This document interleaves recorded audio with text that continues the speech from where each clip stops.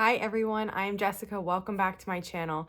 Today we're going to be working on a fun project. I have a new pattern that just came out. It's called Peppermint and it's a tree skirt. So let me show you how to make this. We're going to work on the blocks today and then I'll have more parts of this video that will show you how to finish this up. Let's get started. The first thing that we're going to do to make these blocks is do some strip piecing. So if you're not familiar with that, what that means is you have some strips of fabric that you sew together along their long edge, and I'm going to show you here what that's like. So this pattern, we're going to sew 4 of these strips together, and I'm doing mine in a 2-color red and white. So my whole tree skirt is going to be red and white, and I start by sewing a red and a white strip together. Now you could stop and press after every strip. That would be just fine. I'm just going to open this up here with my hands, and we're going to add another strip, and I'll press this at the end. So we're sewing 4 of these strips together, and we're alternating the colors. Now, if you wanted to make this tree skirt with more than 2 colors, you definitely could do that. In that case, I probably wouldn't recommend strip piecing because you're going to have like a bunch of different colors. And what you would do is just, instead of doing the strip piecing, you would cut individual squares and sew them together into the portion that we're going to be making. So I'll show you that in a second, but that would definitely work. You don't have to start with strips if you're working from scraps. Sometimes you don't have long strips, so it's easier to work with small squares, and that's definitely an option you could do here. Right now we have 3 sewn together. We're going to add one final one, and I'm adding the white here. And when I sew this, I'm just making sure I'm maintaining a consistent 1/4 inch seam allowance. When I'm strip piecing, I turn my stitch length down a little bit. The idea here of strip piecing is you sew these pieces together in strips like this, and then we're going to cut them apart after they're sewn, but like part of our work will already be done, so it's quicker than just sewing little squares. And when you see exactly what I'm making, that will make sense to you. Just sewing squares, like I said, is totally an option, and there is nothing wrong with it, but when you're using like 2 colors like this, it makes the work quite a bit quicker to piece the strip first and then cut it. So here's my strip. We're gonna go press this and cut it. Now I have my strip here at my pressing table. I'm just running my iron along the last seam that I sewed, and I'm gonna fold it open. Here I am pressing my seams to the dark because I have white and red. It's such a big difference in color. And because this pattern lends itself to be worked that way, I'm pressing my seams to the dark. So you can do this any way you want. And like I said, you definitely can do this as you go. As you sew 2 strips together, you can stop, press them, add the 3rd, press it, add the 4th, press it. If that's easier for you, then definitely that's an option. And then this strip is now pressed. And from the back, this is what it looks like. You could also press these seams open. That would work nicely. Now we're going to take this and cut it. I have already made all my strips, and this is my last one that I need. So if you made all your strips at once, like you would usually do that in the pattern, what you can do is you can stack the strips. So I don't have any to stack here, but if I wanted, I could stack a strip on top, and I would line the edge of one strip just right up with the edge of one of the colors. And then you can just stack a bunch and cut them all at once. It makes it go really fast, and you'll get these strips done in no time. So after you have it all lined up, just trim off an edge so that you have a straight portion, and then you're just going to keep cutting the pieces in the increments that you need them. And so you can see now what this does for you.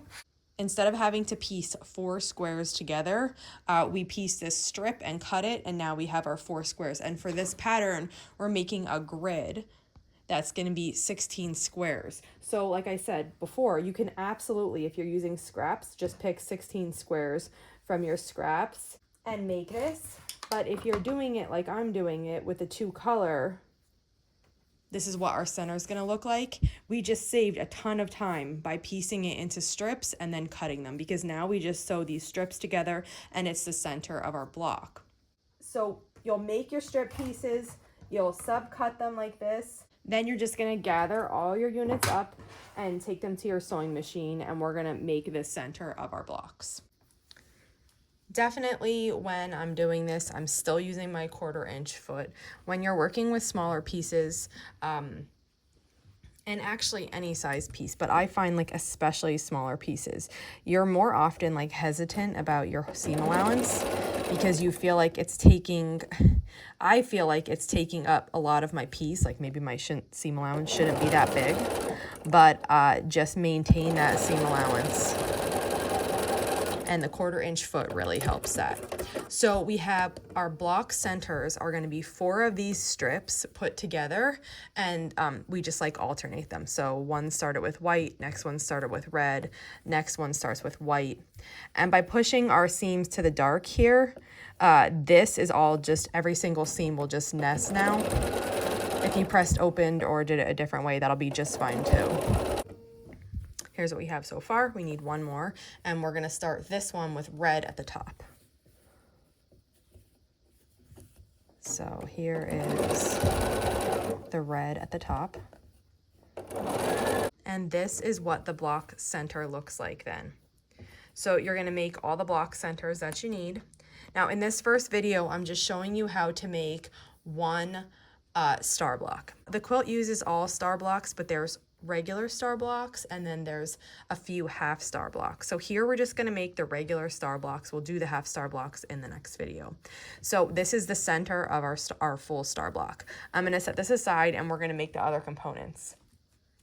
The next thing that we're going to do is make flying geese, and I like to use foot 34D when I'm making flying geese.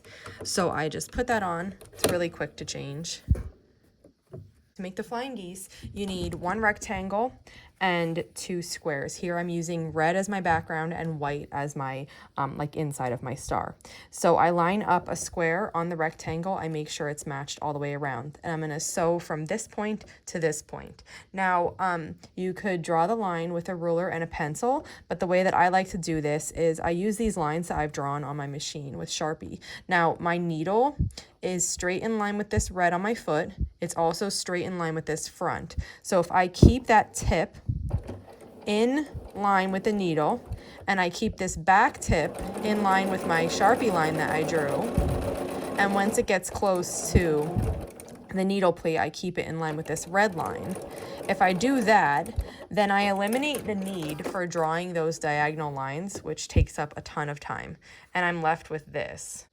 So now I can just come in, and I do this with scissors, but you could do it with a ruler and a rotary cutter. You cut off this extra, and then you can press with an iron here, or you can finger press. And you're gonna lay your next piece on, matching all the sides. Do the same thing.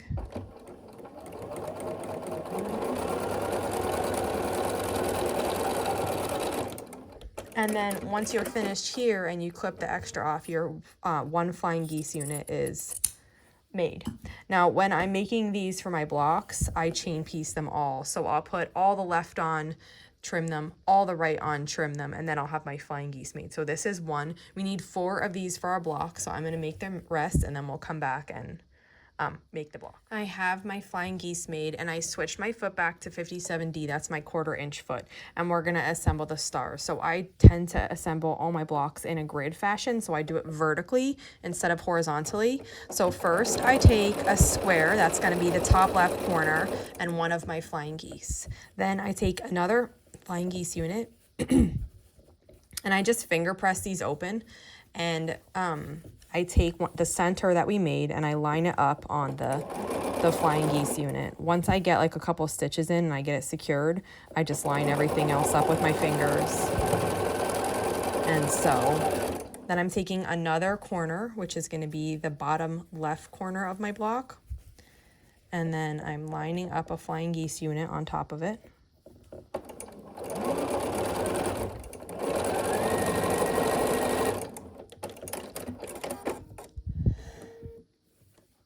Now I have 2 of my columns sewn together, and I'm going to add the final one. So this one gets another square. This is the top right corner of the block, and we'll sew this together.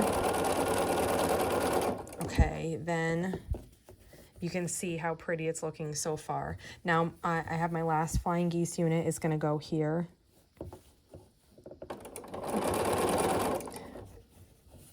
And I'm just taking a second to just make sure my seams are all laying the way they're supposed to be laying underneath, so that none of them were flipped by accident.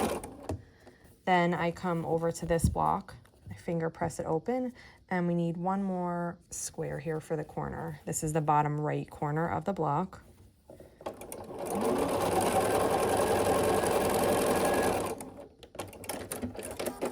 And you'll see now we have everything sewn together except the final two seams. So this is what it looks like so far.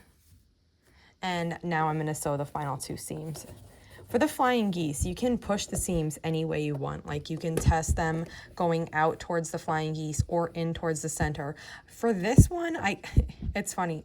On these two, I push them in, and on these two, I push them out. But that's just personal preference. So do it whatever way you want, whatever way looks the best. You can see when I'm pushing this seam, it's going in towards the center of the block. I have a really nice crisp point here, but because of the bulk of the seam, if I try to push it out, it doesn't look as nice. It's still fine, it just doesn't look as nice. So I push that in because I think it looks nicer that way.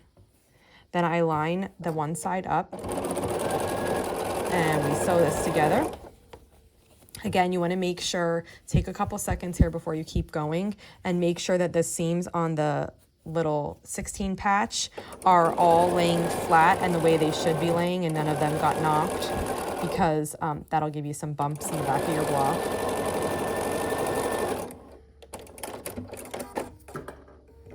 And we have one seam on now.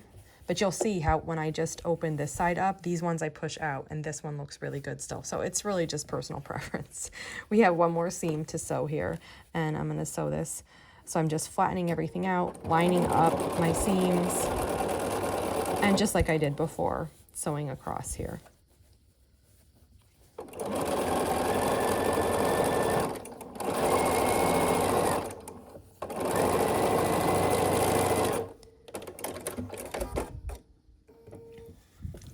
This is what the block looks like now. So we'll press it, and then we'll be finished making the main block. Okay, so to press the block, I like to work from the back. Now I haven't pressed any of this at all yet. So I work on one side of the flying geese and I press it, and I go right up to this seam, but not on it. Now, red is kind of funny, especially solid red. You have to be careful you don't scorch it. As soon as you press it, it turns darker than it was before, but as long as you don't stay on there too long, it'll go back to its regular color. It's just the heat of the iron makes it turn really dark. Do you see how dark that turned? You might not be able to see it here, but there was a big difference between this part that I didn't press and this, but it's already starting to go back. So I just kind of make sure I don't stay on the red too long and that my iron's not too hot.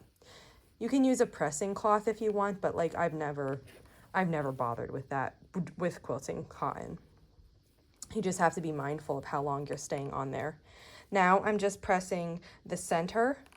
You can see that press the center really nice and that press this part. So the last two seams I need to do are these. And to do that, I like to fold it forward, press the long seam, and then I just gently press that open with my hands, and then the iron follows. And I do that same thing over here.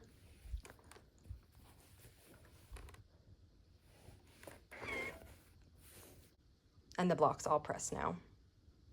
So that wraps it up for this block.